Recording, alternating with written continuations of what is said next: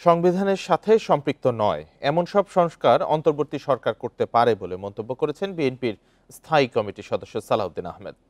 দলের ৪৭তম প্রতিষ্ঠা বার্ষিকী উপলক্ষে রোববার রাজধানীর কাকরাইলে জাতীয়তাবাদী কর আইনজীবী ফোরাম আয়োজিত অনুষ্ঠানে তিনি বলেন, গণপ্রতিনিধিত্ব অধ্যাদেশে অমূলক সংস্কার করলে ভবিষ্যতে জটিলতা হতে পারে।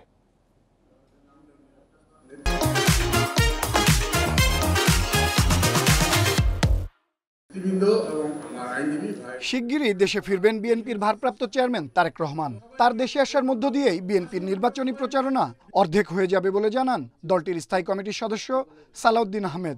সারা দেশে নির্বাচনে আমেজ সৃষ্টি হয়েছে।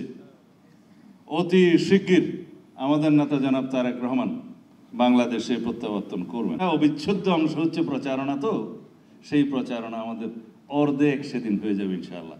তার প্রত্যাবর্তন হবে বাংলাদেশে সবচেয়ে অবিস্মরণীয় একটি ঐতিহাসিক ঘটনা। বিএনপির ৪৭তম প্রতিষ্ঠা বার্ষিকী উপলক্ষে জাতীয়তাবাদী কর আইনজীবী ফোরামের আয়োজনে অনুষ্ঠানে সালাউদ্দিন আহমেদ বলেন, গণপ্রতিনিধিত্ব আইনে আরপিও অমূলক সংশোধনী নির্বাচনে জটিলতা তৈরি করবে।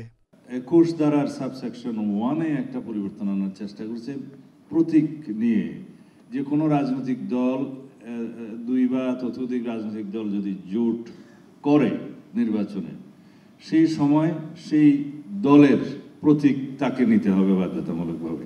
এরকম অমূলক সংস্কারগুলো যদি আমরা আইনে নিয়ে আসি, কোনো আলাপ আলোচনা ব্যতিরেকে পরে জটিলতা হবে।